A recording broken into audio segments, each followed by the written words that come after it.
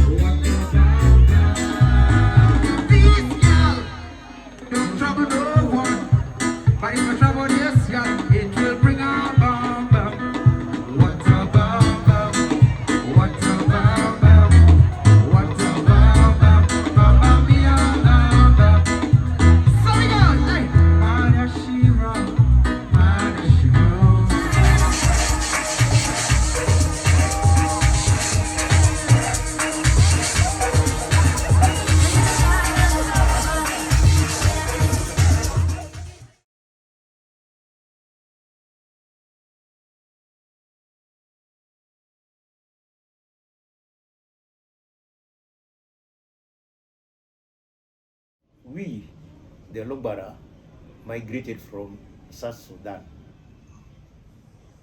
Originally, we belonged to the Moro clan, which used to live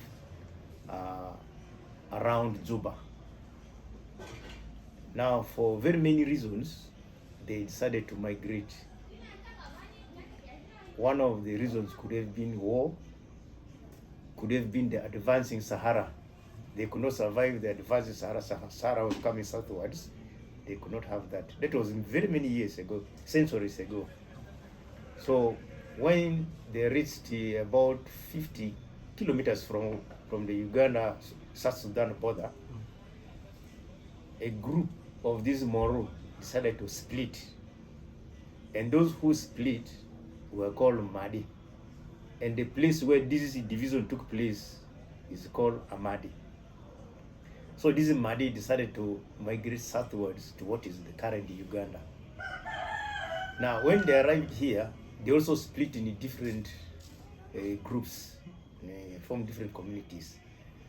So that now these Madi now have been divided or identified according to these lines. We have Madi Moyo. Moyo in Arabic means water. They decided to call them Moyo because when the Arabs climbed that hill, Oche hill, they saw water. They say Moyo, Moyo, Moyo. And then the people around that area were called Madi Moyo. Okay. Then we have the Madi who are keeping goats. They love goats so much. They are called Madi Ndri.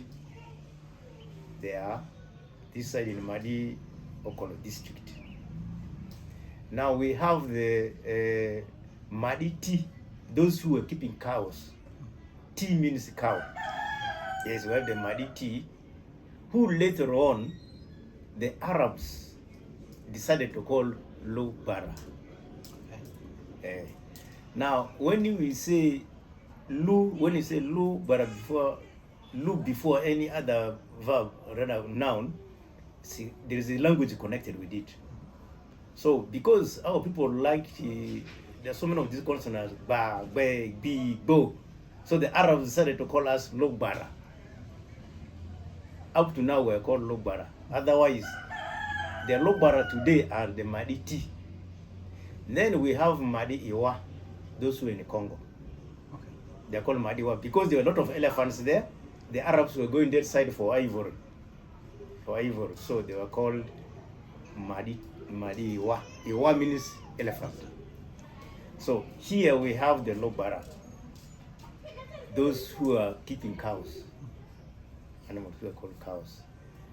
Now, when we migrated this place, also for very many other reasons, some of the reasons being very flimsy, we also split in different groups. Now we have other clans called Marata, Iringa, Aivu, Vora, Terego. That is how we became, that is what we are today. But otherwise, we have the same ethnic background. This is the ethnic community called Logbara. Now, because we originated from the Madi, and now we're called Logbara, we decided to call our museum Madi Logbara. The Madi who are the Logbara strain, we're called Madi Logbara Community Museum. This is what we are.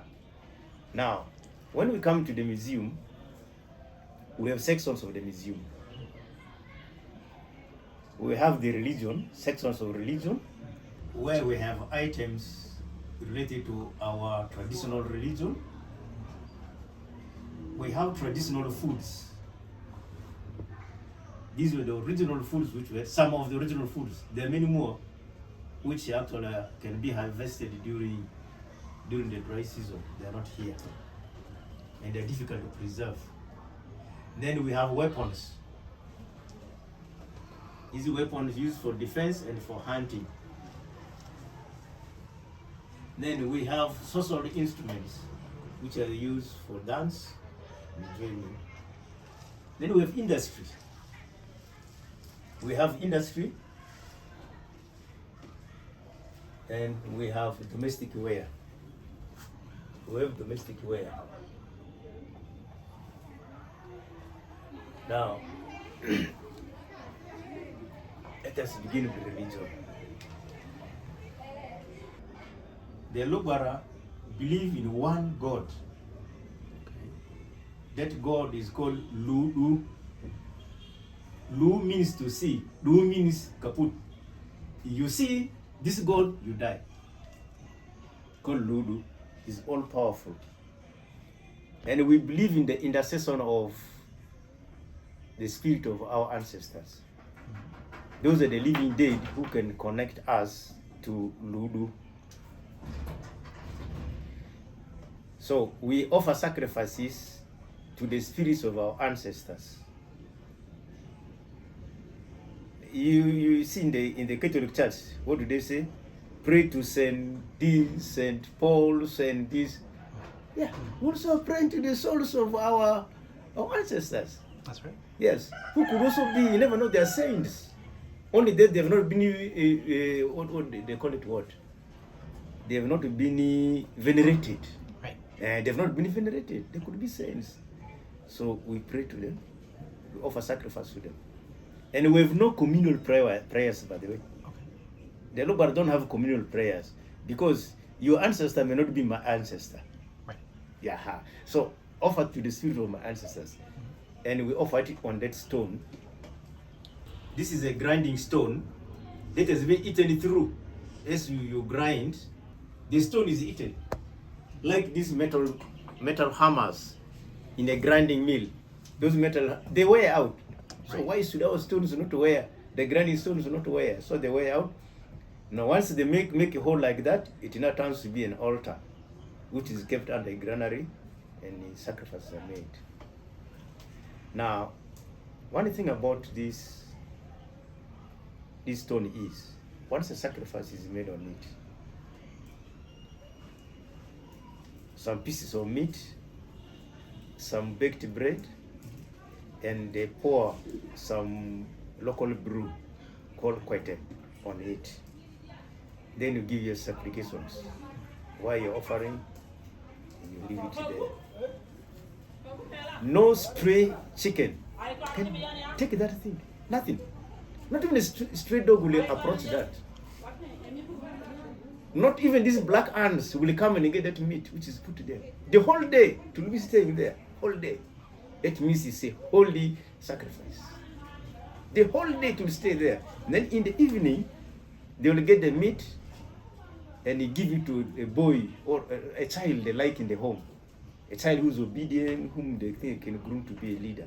They will give him the meat to eat. Then the gods have already accepted the sacrifice you eat. And that child will be blessed. So a child will always want to be there, to be blessed, to eat that sacrificial what? Meat that has been given. That is what's there with our sacrifices. And should the sacrifice not be accepted, funny things can happen to it. Wind can come and throw a lot of sand onto it. But once the sacrifice is accepted, nothing touches it. Just leave it there. Even chicken can come around and just look at it, not even attempt doing it. That's how holy it was. Now, I don't know why people call it satanic. If you can pray to St. Paul, to St. Peter. Suppose my grandfather was called Ombaju. Ombaju could also be a Saint Ombaju. Yes. That is it. Now, we also have on the, see those small pots? Mm-hmm. These small pots we have here. Yes, yes. This is a pot, Oh, wow. which is pointed at the bottom, and it has hole. It is clay. Okay. Now, this is used as a judgment tool in the community, particularly for grievous offenses. for grievous offenses which are an abomination, where everybody is denied guilt. Everybody is denying having having committed that abomination. So, as usual, there will always be suspects. These suspects are brought forward, and each one of them will be asked to pick a pot like this. Right. This pot here they have picked will be put on fire. When it is red hot, to be kept like this, when it's red hot, they will get cold water and pour. Scientifically, when you pour cold water into something which is red hot, it will evaporate. It will boil very fast and evaporate. But if you are guilty, this water will remain cold. You call it under, and that's final. That judgment is final. Assuming there are two or more people who have committed, all those who already had it, even if one person has already been proven guilty, it must happen to the rest because they could have been They could have conspired to commit that abomination. So that's all. And that's a judgment by the God. Ludu has judged it, no appeal. Again, if people are going for war or for hunting, they want the gods to tell them whether it is safe to go, whether they will win or not, whether the hunting is going to be successful or not. They get one pot like this, also boil and pour water. When it boils, the hunting spree will be okay. But if the water doesn't boil, you go there, some of you may not come back. And if it's a war, you're going to lose. So the decision is respected. Those are the two main things about our religion which we do. Let us begin with this. This is a broken pot. When a pot breaks, it's a calamity. So when a pot breaks, in most cases the bottom remains. Now, the bottom of this pot here, which is remaining, has a right to perform yeast made out of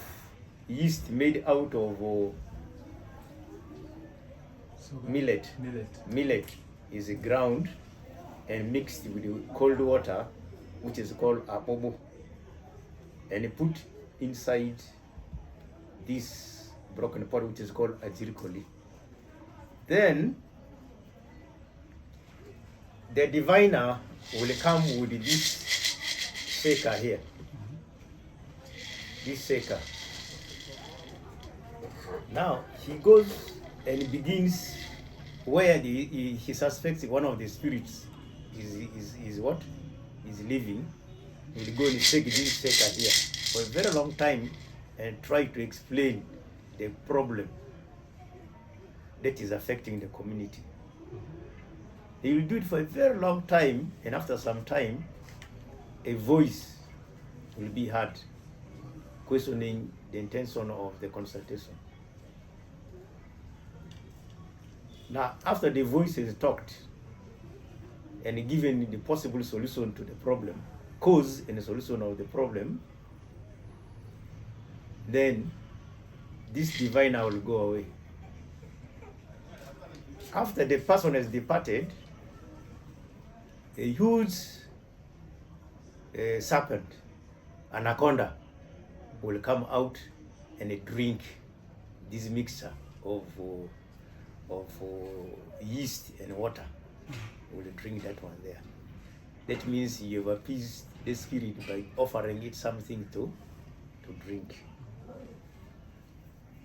You consult and you don't give this, then it's like you're going to steal. You're going to a doctor, got a treatment, and you fail to pay. It's also something which can also bring you calamities. So in most cases, this would be like some prayers.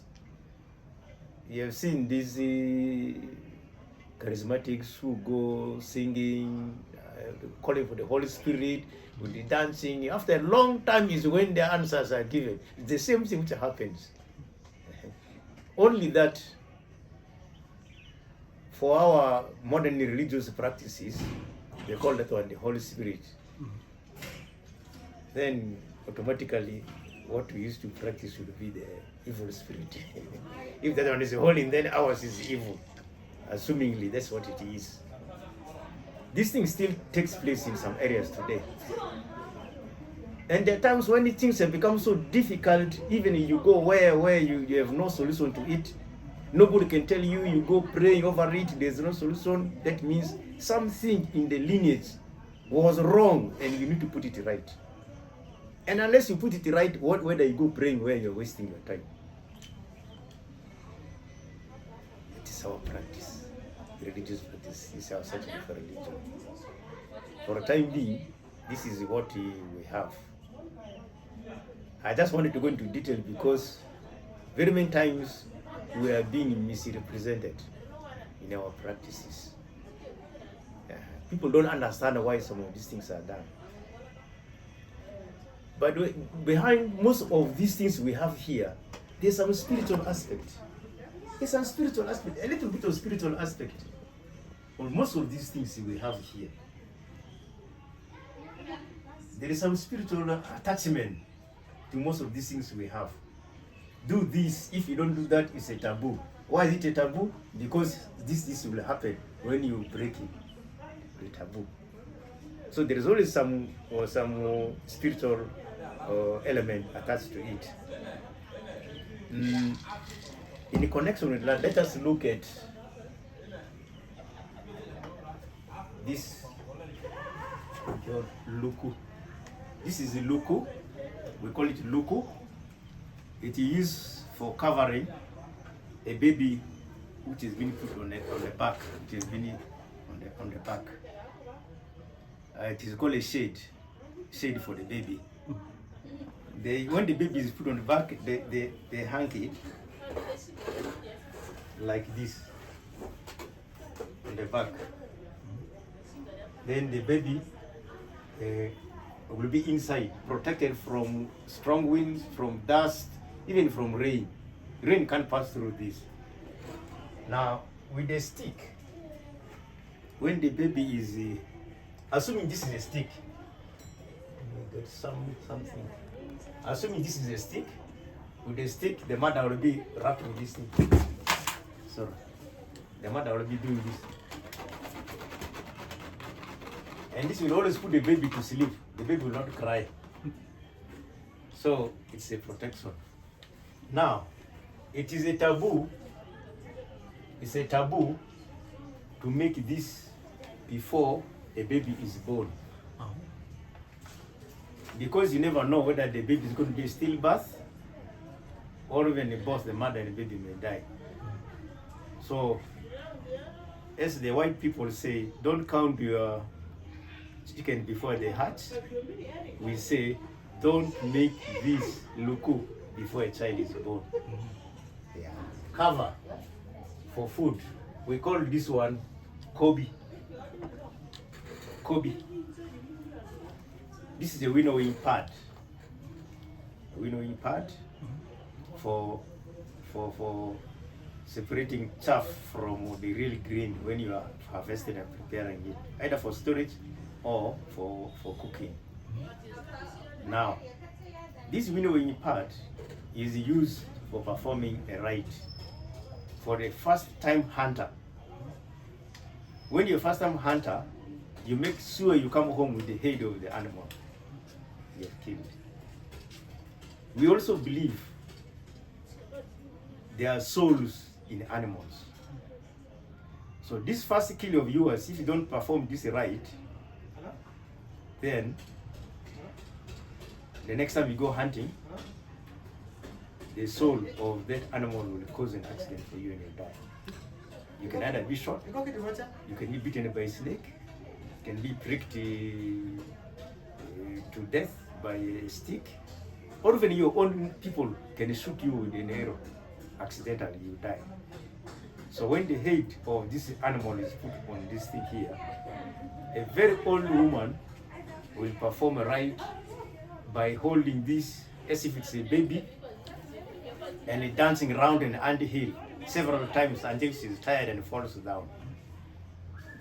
That is to drive away the soul of this animal back into the what? Into the bush. Not to remain in the home where you can get an accident and die. So it is performed. That's why when the marriage is taking place, this must not miss. It must not miss. Because for very many reasons, either religious or social reasons.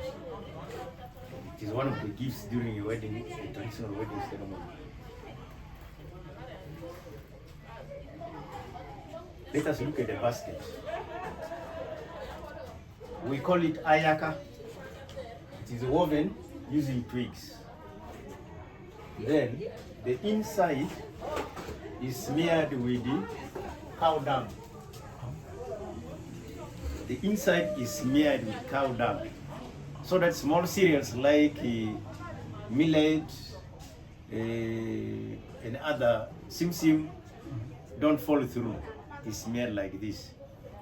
So it's used for harvesting. Even women use it for shopping.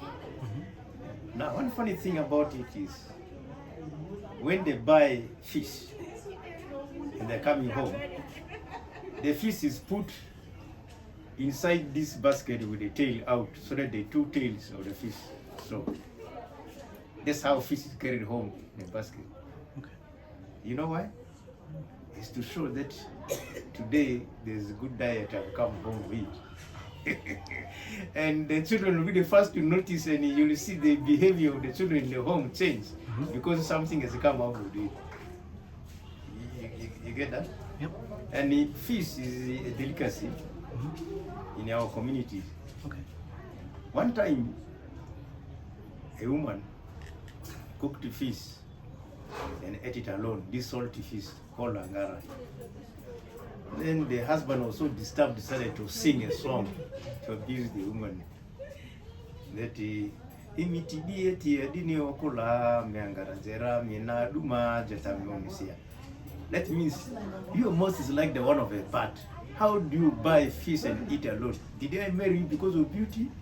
That's the meaning of the song. Yeah? So that's how important fish is in our community. And when a woman buys it and is going home in a basket, it must be put with the two tail fins, showing out like this. This is what it is. So this is a basket, and it's carried on the head. We don't carry our baskets on the side. No. You are going to disturb the shape. It is carried on the head. One puts in the head and uses this thing here for putting it. This cushions the weight on the head. It's a cushion. So they do like this and put it like this. And then it is able to stand. See how it is able to stand? Oh yeah. Freely when you put it. Now, and during a marriage, traditional marriage function, the bride is asked to make, where we say, where you are going, you make a very big one. Make a big one. That saying means, the bigger this is, the more cushioned your head is when you're carrying a load. Oh. Now there's a lot of burden where she's going to get married. So she must get a bigger one to cushion the burden which is on the other side. Otherwise she may just run back home. So they are advised. Always they advise them, please make a big one to cushion the problems you're going to encounter during your marriage time. We use this one for filtering. Traditional. It's called the koto. The brew is poured here, inside here. It is cut like this, folded, because when it is wet, it is soft. When it is soaked, it is soft. Then they begin squeezing it. You will find it is filtered automatically, ready for drinking. And we drink it using the calabash. You can put it down. First of all, you get this. Sorry. This also is used for putting this. So you squeeze your drink inside this. After squeezing, you filter it, then you're able to drink filtered booze called kwete. That is how it is. This one is used also for supporting this. Filter it, then you're able to drink. And this is also used for drinking water. Water, poison, all liquids. You drink it using. This is a mixer. You put it down, then this is a hand mixer. You don't need power, you don't need electricity. You just mix it like this. Now, why is it done? Why is it this shape? It is this shape because our pots are round bottomed. Our containers are round bottomed. Oh yeah. They are round bottomed. So if you're going to mix anything that is inside here, then it will not scratch the sides because of this shape. So inside here, we're able to what? You see, we're able to mix it. That's the reason for this shape. It is scientific. It's just not by accident. In the home, it is called lopere. This thing is called lopere. All our items are numbered. This is the access number, which shows what it is, from which department, from which section of the museum it comes, and the year it was accessed. Guess how we have marked it and the year it was accessed. Now here, we have this small thing which looks like a container. It is woven using the what? Sorghum bark. We call it bizu bizoa. Bizu bizoa. Bizu means to hold. So when it's always being held, you hold it with one hand, called bizu bizoa. This bizu bizoa is used by the ladies to give cereals for eating to the husband. And usually when it is being given, the woman kneels down and gives it at his leisure time to eat. So because these are cereals, they can easily be scattered, so the container must be small. And it must be easily held. So the man picks it from here, granules or what, and he eats it. And usually we eat by throwing one at a time. You just don't pour it into the mouth. No, one at a time, so that you enjoy it. It's called bizbizwa. It's a sign of love. We saw it as a sign of love to the what? To the bridegroom. There are a lot of things connected, spiritual aspects connected to the broom. With a broom, it's a taboo to beat somebody. If you beat somebody with a broom, the person will remain barren, he will not produce. If he's already produced one, he will remain with that one, never produce again. And usually when someone beats you with a broom, you're supposed to chase the person to get the broom and bite it. When you bite it, then the spell is gone. Okay. It is diffused. Then, if you already have a child with a woman, the woman decides to divorce you. And before the woman leaves, particularly with the child, if the child is still small and the woman wants to go with the what? With the child, and you sweep the head of the kid with a broom like this, that woman will never produce where she's married until a rite is performed by you who did it to relieve her. She will never produce with the new husband she has. If you use this broom to sweep the footprint of a visitor, the visitor will never come back. Now, if someone also has been murdered, in another case, if someone has been murdered before the person is buried, if the inside of the grave is swept with a broom, then those responsible for the mother will all perish. The whole family will perish when the inside of the grave is swept with a broom. For those who think they don't work, like those who believe there's no God, it works.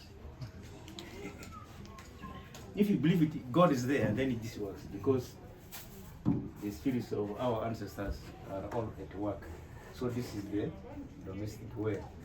And this one here is for food. It's called ivoire, we call it ivoire. This is the spelling. Ivoire, you can see the way we have labeled the access number. The number is on the stall, the month it was got, and the year when it was accessed. Yeah, so the year when it was accessed. The HWW means this is household ware, wooden. Household ware, wooden. Let us come to industry. We are also the industrious people in terms of industry. Very simple industrial work we have. The basic item for industry is iron ore. So, iron ore, let me bring the table. These are the remains of iron ore. Iron, we call it aya, but this is called ayazaki. These are the remains. Residue. The residue. The iron is already smelted, it rather melted away, has already been harvested. Now here remains the residue of the iron ore.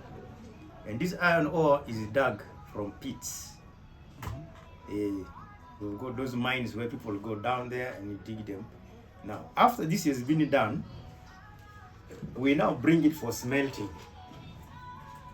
We have an instrument here, down here, for smelting. These are the fans. They are made of pot-like structures.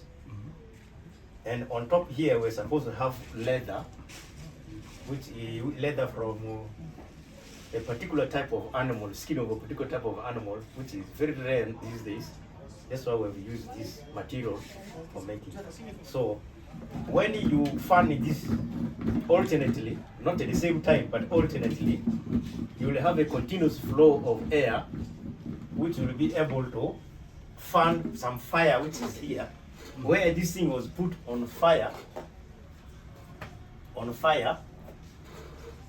then it will heat and melt the iron ore, and then we cast.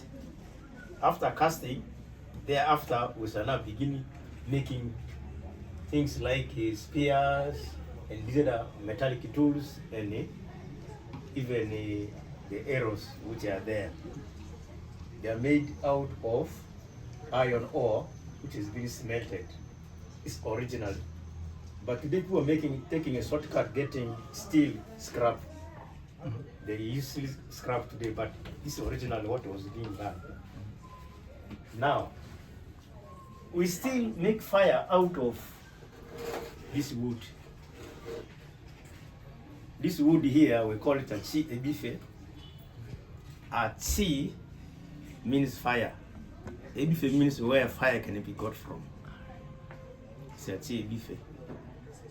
Of course, like they were doing in, was it the Stone Age time, with a stick where you will be what? Getting it. When people go hunting today, they don't go with the matchboxes. They go with this. Up to date, they go with this. A small piece of it, they will go with it, and then they will be able to make fire. And it catches very fast, like it's just like a lighter. So, out of this fan here, we have air, which fans the heat. The charcoal there, or even a piece of wood will produce a lot of heat and then smelt. in the end, we make these instruments here. Now, I would like you to take a special look at this instrument, this item here. It is called inven. Fetus. It was being misused during the slave trade time for fettering people up. But otherwise, this is an instrument that is used for dance. It is under social thing, it is used for dance. And it is worn by old women.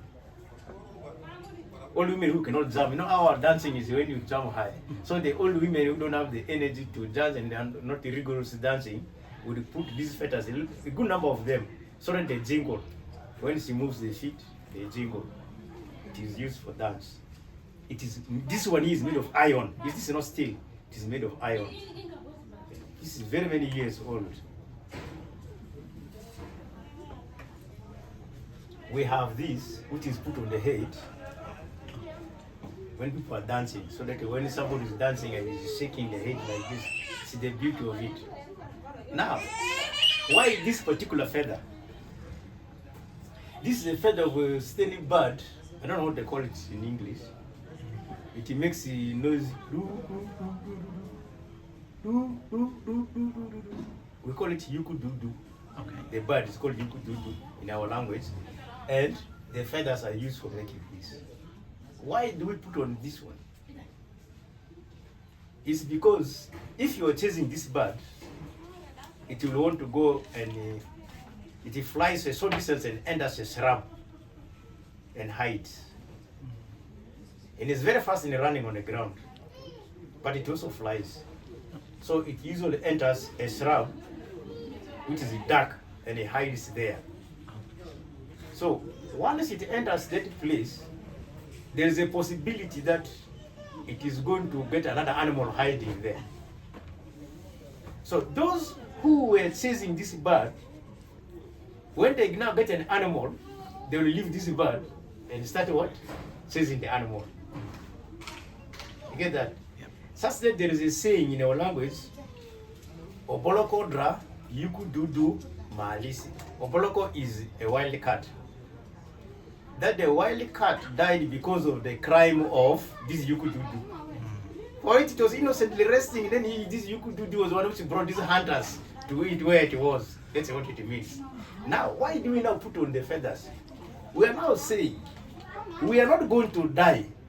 If death was to strike me, it will strike somebody else because I have the feather of yukududu. Yukududu will not die, but the fox. So you put it on the head when we are having these funeral dances to say, I will not die, somebody else will die. That's why it's very important, and the dancing thing is only made of this. We have other ethnic groups which use the ostrich feathers for their own reason. But for us, ours is this bird, this feather. And for that reason, some spiritual aspect connected to this dancing here. This is a pointed thing made also out of iron. We call it silwa. Silwa. It has two main uses. When people are making papyrus, it is used for breaking the holes in the papyrus as they are making papyrus. And another use for it is removing the lower teeth. Our women and old men used to remove 6 of the lower teeth without anesthesia. As I did some little research, there were 2 reasons. One, for women, if they had been prepared for childbirth, if they can really survive, if they can survive the pain of tooth removal, then giving birth will not be a problem. One reason.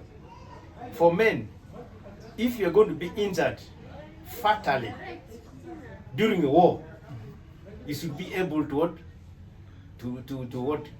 cope up with the pain of this arrow that is remaining in you that they're trying to remove. You should be able to resist that. You see, if you can accommodate that pain, of removing the teeth, then you'll be able to. And then, the scientific reason which I discovered was, there was a sickness, I don't know whether it was plague or what, where the jaws would be locked. Once the jaws are locked, the tongue is on the palate up there. So it's very difficult to administer medicine. So because there's a gap here, below here, then medicine can be administered through that gap which is there. That's the scientific reason. When someone told me it also used for administering what? Medicine, when someone's jaws are locked. Then I said, this is scientific. Today, in the modern science uses tubes. Yeah, for us we're using those gaps there. And in the past, if you didn't have those 6 tubes removed, you would not get married. You not look beautiful, you not get married. Interesting.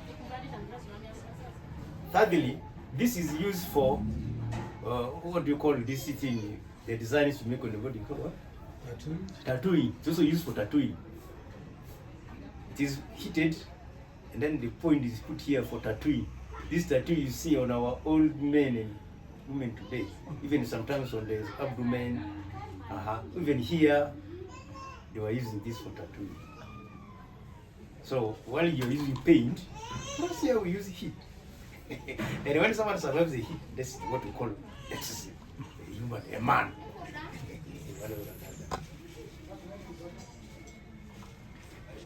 In Europe, people like toys, but we also had our own toys here.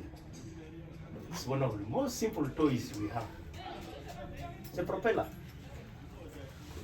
We call this chakapiria. It's a propeller. Chakapiria means propeller. So you shake it, you roll it.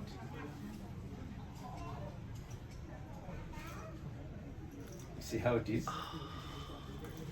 Then children, they now begin singing songs, They now begin singing. Very nice songs which they will sing. And then they get amused. Even some of them, they dance when they are doing this. Very, very simple. This is called chakapiria. It's one of the toys which we have. Used by our children. This is a sponge for bathing. The Lubara don't bathe at home. Okay. They bathe in a running stream where there are rocks. Upstream, you have the men bathing, and downstream, the women. Can you tell the reason why the women are up for, the men are up and the women down? It's because when men stoop down to bathe, there are very few things they leave behind to be seen. It's the opposite of the women. Right. So, in respect for the women, they say you bathe down there where men will not pass. So the men are upstream, they will bathe. So, whenever the Lubara want to settle, they will look for 2 things: source of clean water for drinking. Then there is a source of water for bathing. That one is one of the determinants of where they can settle. Once those things are within reach, then they have some forest cover for firewood and timber for maybe for building. That's where they naturally, traditionally, they will be settling. So that's, it will just bring you something close to that. And connected with it, our people never defecated in latrines. They were defecating on this hard soil which is exposed. Okay. And the type of food they were eating makes sure the feces were hard. The millet they were eating makes sure the feces are hard. They dry up very fast. After drying up, there are some insects which usually take them away. They roll the feces away. So that once they are dried, the bacteria dies. So good cases of contamination are very rare. It just dries in very hard ground and it's hot. It dries and that is the end of it. These animals, we usually take them inside their holes. These small insects, We roll them and take them inside the hole. So in about 10 minutes, you find the fish are not there. So that's how they were doing it. This question of latrines are a modern thing. Now, this thing which looks like a purse, it is designed for keeping valuables. People used to get diamonds. They keep them here. See, when they are going down for the iron, they will get diamonds, they will get silver for making ornaments which they were putting here, and the other minerals. Valuables are being kept here. And when someone goes hunting and is successful hunting an animal, a piece of the bone is brought and kept here. You shoot a bird, one of the feathers is also kept here. We call this thing andu.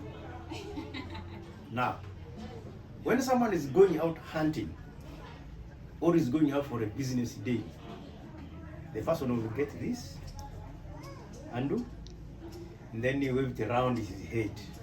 Say he's sanctifying himself. Let me be successful like what I have inside here. The way I was successful hunting, let me also be successful in the deal which I am having there. This is used for sanctifying somebody. It is called andu. It is a very precious thing, and it is kept in a place where it is difficult to get. That's why you see it very dark. It's dark. It used to be yellowish. It is kept where it is difficult for any person to get it. This is our safe of valuables. In fact, I was thinking a museum should also be called andu. Because we're keeping valuables. Yes, we're keeping valuable things. We don't have a name museum. We don't have it. Because the idea of keeping this type of items in a house are not traditional. Okay. In the house, they know where they will keep these arrows, where the harp will be kept, where all these different things will be kept. In the homestead, each one has a place in the homestead. Right. So, this is what we call andu. Now, this thing which looks like a bow is used for dancing. It's used for dancing. The song leader of the community who are going for a dance, a traditional dance, will be the one holding this. Now, on this string, we have these pegs here, which are different numbers. Some are 2, some are 3, some are 4, others are 7. This denotes the families in that clan. The first family, now this is now getting old. The first family is up here. It has 4. It has 4 members of the family. This one has 5. This one has 3. This one has 4. No, this one has 5. And this one has many. So they are separated by this, so that these are different families. So when people go dancing, this is a man who will be in the middle of the dance, shaking this in the middle of the dance. You see that? So when you see people are going for a dance and they have a longer bow, that means in that clan there are so many families and their number is big. The more you are in number in our communities, the stronger you are. In terms of manpower and other aspects.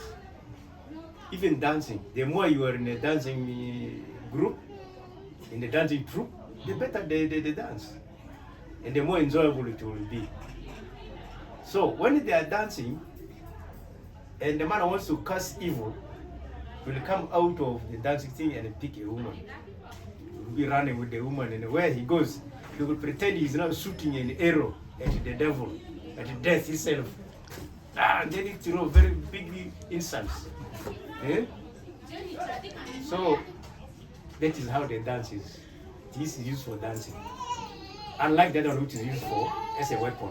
This is a social instrument used for dancing. The flying whisk is carried by men. It's men who carry this. Sign of prestige.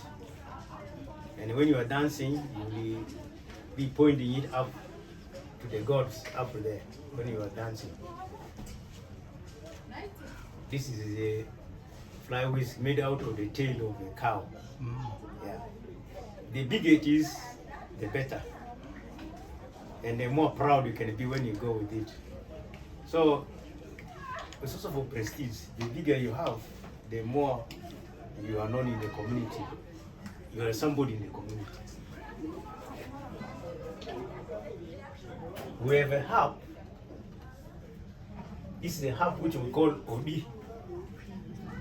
The strings have been eaten up by rats. The strings are special. They are made out of the tendon of actually the nerves of an animal. They are dried and they are made out of it. We shall soon send it for repair. We found someone who can repair it at a very high cost. This is made out of total shell. This is a total shell. This is a total shell. Yeah, that's weaving it. This is a skin, and then these strips of skin also. So they weave it. This one here is a total shell. We also call it in other parts, we call it ukukua. This harp is called ukukua because ukuku means a tortoise. So this is for dancing. And they are very good composers who use this. It is used by very good composers. So whenever there is any issue you want to express in a song, you use this ukukua for composing a song or for playing even a song. Let us go up and have this is a harrowing stick. A harrowing stick. It's used for harrowing in the garden. And we call it kongoro. So our women, it's used by women only. They will stick it into the ground and then put all the rubbish which is inside the soil. This is how they prepare the field, harrowing. The local are known for using bows and arrows. They were feared in the region because they were using bows and arrows. When someone has a shield, during war, you may put a shield on your chest, but other parts of your body are exposed. But then the local will use poisoned arrows. Once the poison has access to your bloodstream, you are finished. You die. So we have different types of arrows, and for different purposes and for different animals. We have those ones which are for shooting buffaloes. We have those ones which are shooting duicas, antelopes, even birds. So we have different types of arrows which are made for that. So when somebody goes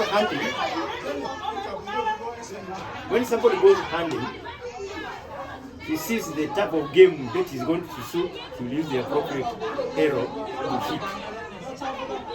Because some of these animals are funny, they can break the bow and the arrow and run away.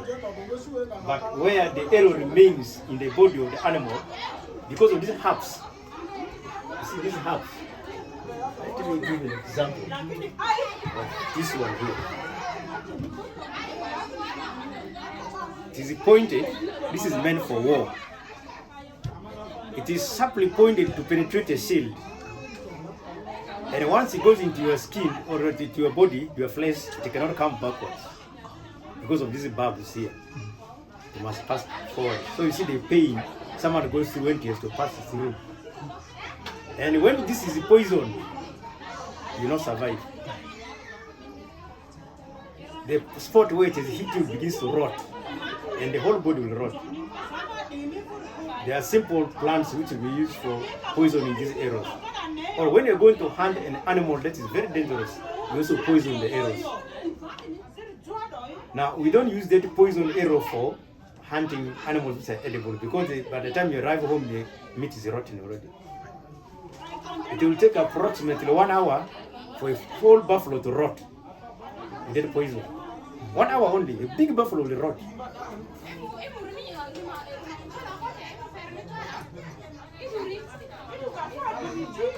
Now this is the bow. This is a very simple one, which we just got from the streets. But the original was made out of bamboo. Yeah, it's made out of bamboo.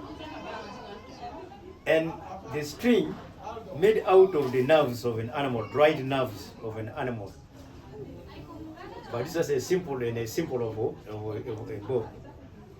It's not like the European ones, which are funnily carved. But this one is here, they also are less effective, because they can hit something about 200 meters away. They can hit something and it will die.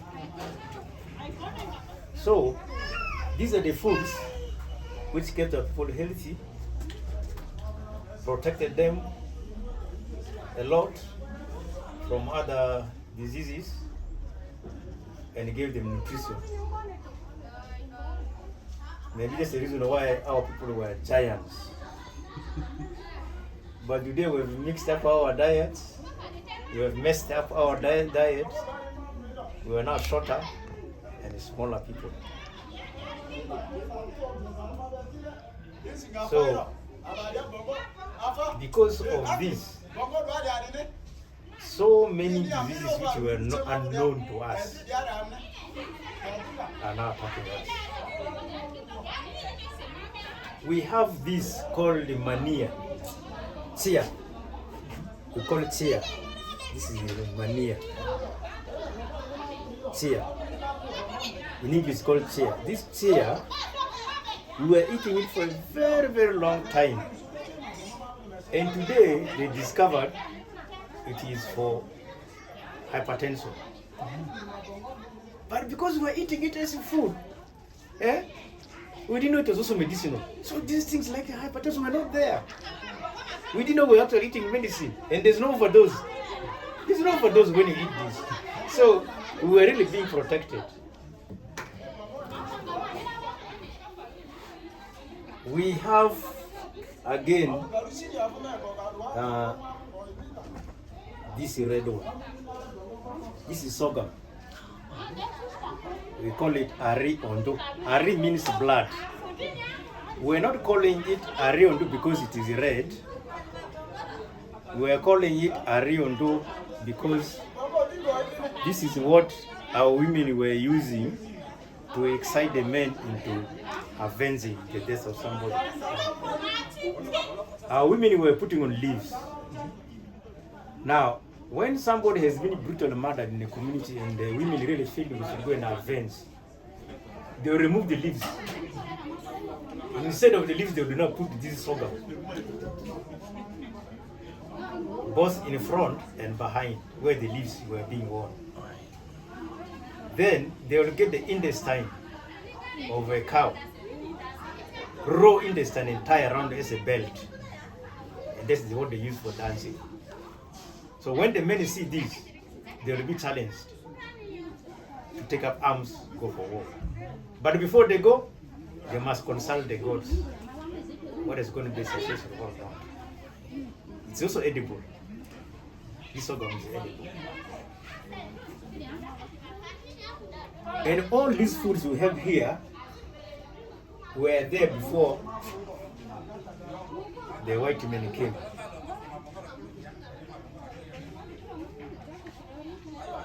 We have yeast made out of millet. We call it akufi.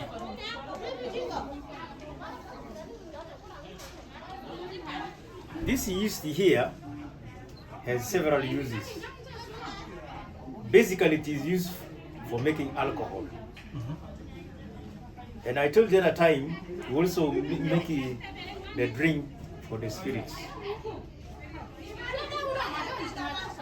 Now, another use of this yeast is for preserving dead bodies. When this yeast is ground into powder and applied on the body of a corpse, it will never go bad for about a week. So preservative is used for it. And when someone is overdrunk, when he's overdrunk, they also mix a raw one and pour. It will speed up the digestive system and neutralize the alcohol in the body, and the person will be able to survive if he is overdosed himself. Now we have another one here. This is an oily seed. Before granules came, we were using this. We call it songo. No, I've never eaten this thing. You have eaten it? Yes, songo. You boil it for a very long time before it is ready for eating. Now, this thing here, once you boil it, can stay for a week. You never go bad. Once you already boil it, it becomes so soft. But like this, is very, very hard. So once it is boiled, you can keep it. Just when you are hungry, you're going to pick it, and then you eat it. And it is used it is eaten mostly by people who go digging. It also takes long to digest, so it does not make the stomach feel hungry when you are working. So once the stomach is filled, you don't feel hungry, and you can continue working. Digest slowly and gives you energy.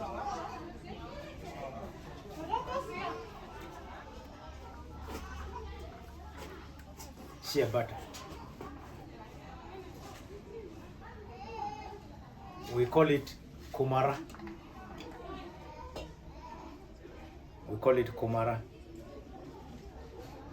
This one here is used for making oil. Now, the lobara don't fry. The lobara have been boiling. If they have to eat something fresh, meat fresh, they boil it. But in most cases, they put paste, simsim paste. It was not simple, but it was chia paste. This one is also can be ground. Chia paste is put inside it. Simsim is foreign. Now, the oil we have here is just poured like that onto sauce, which makes it more delicious. The oil is used as a what? Cream, eh? So once it's cold, it solidifies the oil. So it uses cream, body cream for children, put it on the children. And then it's also used in family planning. Now, how is it used in family planning? The oil from this is mixed with this item here, which is called iraka. This is powder, iraka. I've put it among the foods because it's connected with the shea butter oil. It's called iraka. This is manufactured from iron oxide, which is got from slow running streams, boiled for a long time, and then crushed into powder. You see those reddish things, those iron oxide, that rusty thing in a slow running streams, they collect it, they boil it, then they crush it. Now, before marriage, girls and boys are tested if they can abstain from sex. So this iraka is mixed with the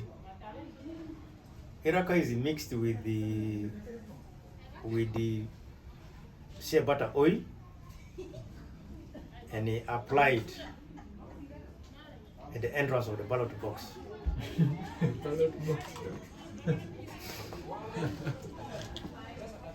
Now, at night, these boys and girls, a boy and a girlfriend, will sleep together, naked, stark naked. The girl will use her arms as a pillow for the boy. The boy is expected not to vote. Now, if he votes, this paint here, which was at the entrance of the ballot box, is indelible. In the morning, when inspection is done, it will be found on the ballot paper. In which case, he has failed the test. Now, how is it connected to family planning? When a woman is capable of conceiving and you don't want to conceive, how tempted you are, you're supposed to abstain. You see how tempting it was to sleep naked with a naked woman using her arm as a pillow for a whole night? So you should be able to resist. That is how family planning was done. Now, how do they know it's not a time to conceive, or time probability of conceiving is very high? It's usually the beginning of a new moon.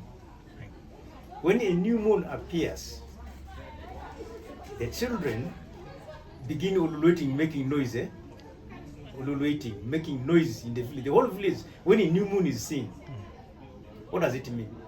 It means a new moon has come. Now, you, the father, if you want to give us another daughter, another sister or brother, come home early. That's the signal. Or if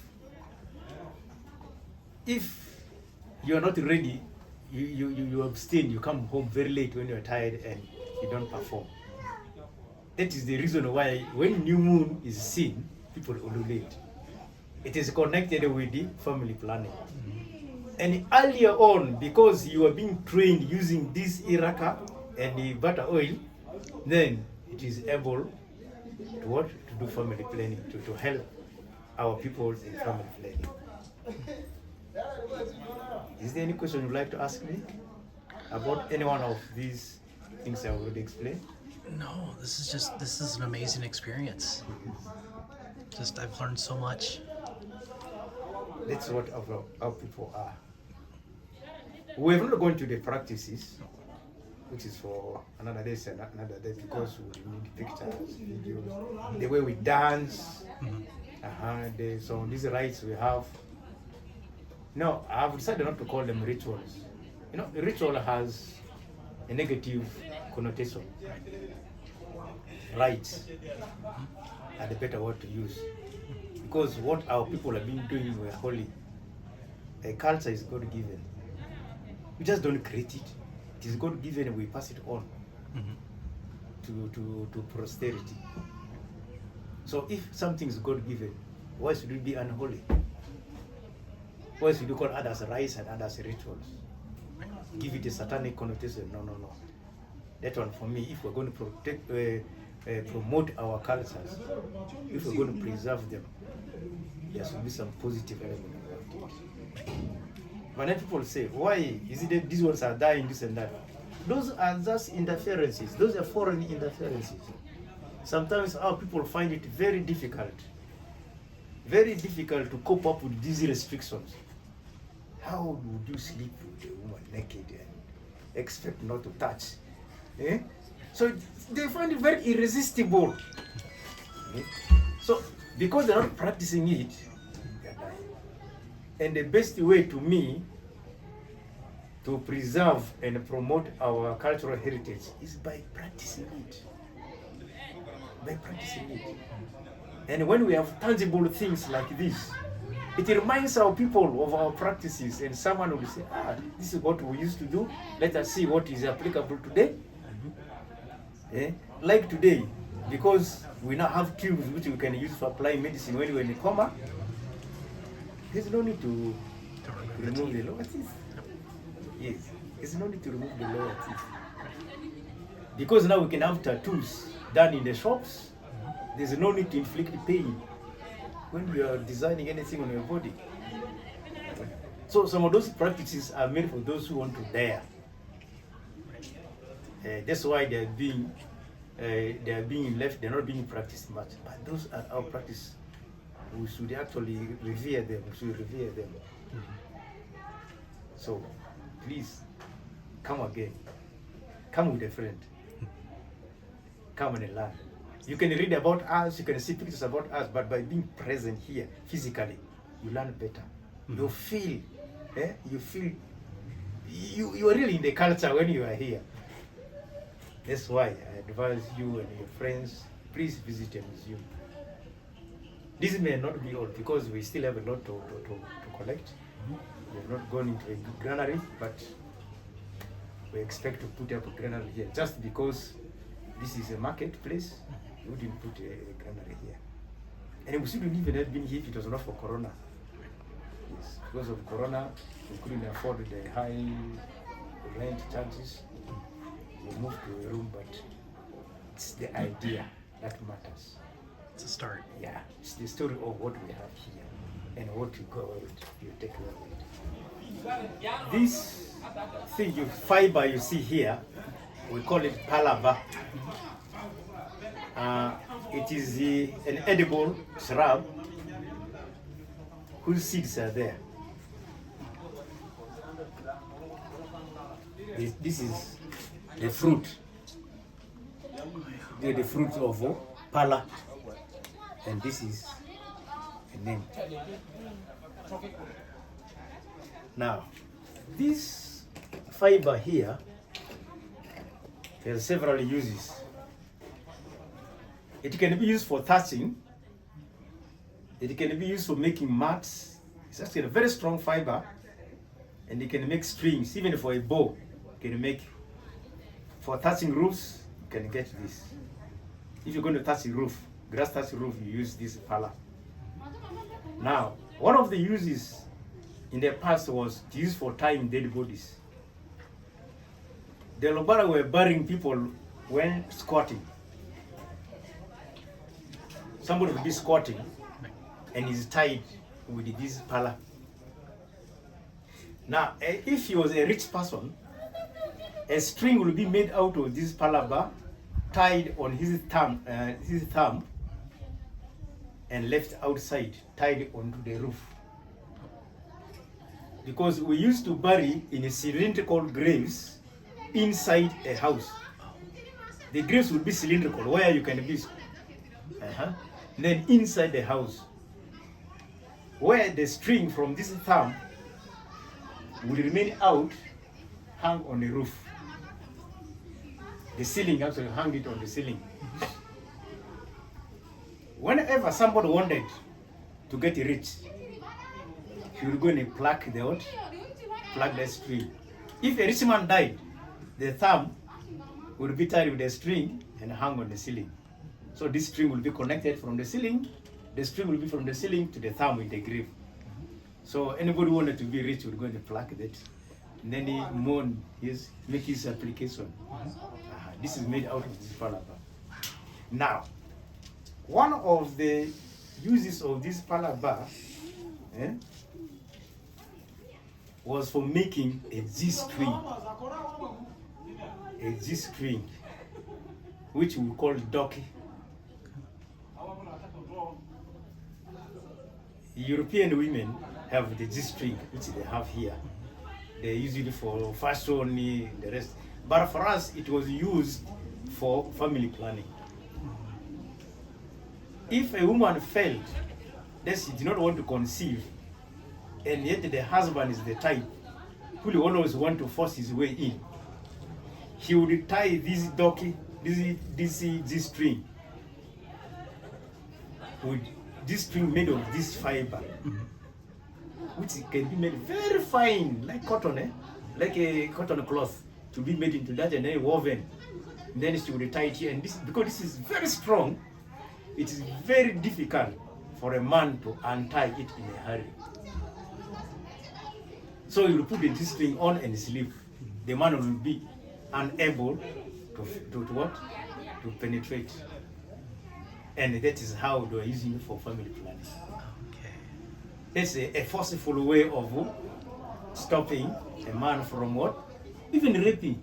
Once a woman has this, it's very difficult to rape. Because this donkey is a very strong fiber. Unless a man had pre-planned and he came with a small knife or a razor blade, then he'll be able to penetrate. So this is the use of the palapa. Up to today it is there. But it's a very, very rare thing because women use it secretively and they don't want men to know they actually have it. Because when he goes there, he suddenly discovered the woman has the district. It will be too late to go and look for a knife elsewhere to come and cut it. It will be a surprise for the man. This is how it is. This is the palapa.